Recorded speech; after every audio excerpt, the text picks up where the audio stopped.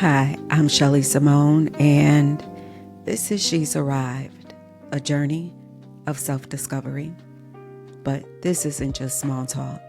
Here, we go deep with stories and conversations with people who have found their thing and through it have stepped into their calling.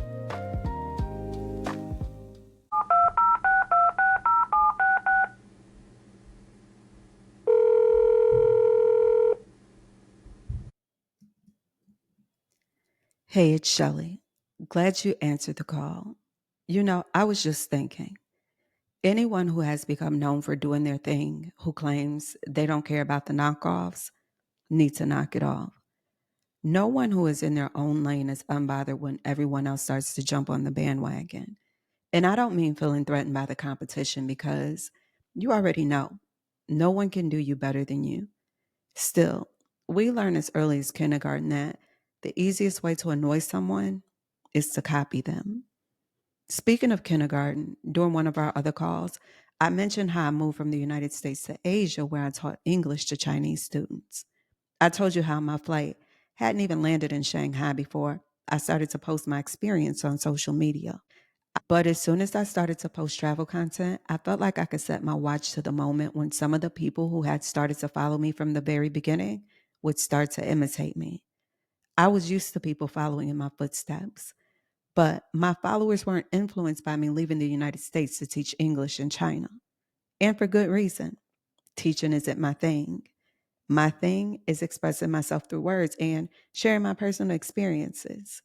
And I have to admit, I shared the most glamorous moments of my time in Asia on social media, like photos and videos of me posing with elephants in Bali and tigers in Phuket. But what my followers didn't get was that my travel experiences were so much deeper than tourism for me. I've said it before, moving to Shanghai was a pivotal moment along my 10-year journey of self discovery. Once I left Asia to return to the United States, I began to promote travel as an avenue for personal transformation. And get this, it wasn't until I was back home posting travel content in local destinations that my followers jumped on the bandwagon and started to create their own travel content. And I'm not talking about a couple of vacation posts here and there. I mean, these followers had taken down their selfies, group photos with family and friends, and the everyday cup of coffee in their hand to post nothing but their travel experiences. What was supposed to feel like the sincerest form of flattery only felt like mimicking. So I did the same thing you probably did when you were in your own lane, and all of a sudden, everyone felt the need to keep up with you. I switched up. On my 40th birthday, I posted a video of myself skydiving to raise the bar. For my next adventure, I went snowmobiling, and even though I panicked coming down the mountain, threw myself off the snowmobile, and shattered my elbow, my videographer still got a few epic photos that I was able to post. And I know what you're thinking. I almost killed myself to prove to my followers and maybe even to myself that we were not the same. But having to spend the next couple of months in a hinged elbow brace was a serious wake up call for me. I continue to watch my imitators post their travel content online with hashtags like living my best life and catching flights, not feelings. It was like looking into a funhouse mirror. I had to ask myself, was that the impression that I was giving off that I was some kind of jet setter traveling around the world, living life in the fast lane and unbothered? Because I was highly bothered by my followers' impression of me.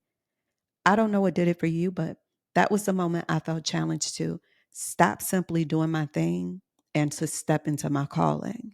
Eventually, I took all of my travel content off social media. And of course, the people who had jumped on the bandwagon eventually stopped creating travel content too.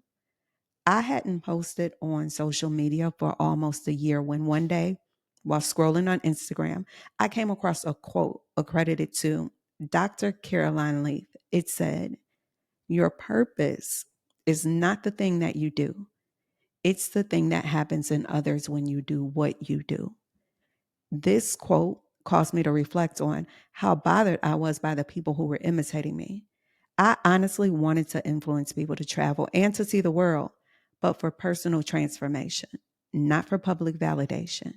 And I can honestly say I wouldn't have been offended if their thing was truly creating travel content, because for plenty of other people who had started to follow me, it was their thing and I supported them.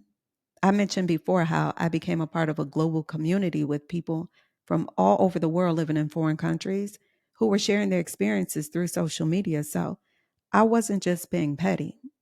I'm sure you feel the same way I do. Whatever your thing is, you're probably not the first to do it, right? And you'd be flattered if someone wanted to follow in your footsteps, as long as it felt like inspiration and not identity theft. And I get it. Even when you're called, you may not want to be a role model. But remember this: while your knockoffs are imitating your glow up, you woke up, and that's what sets you apart.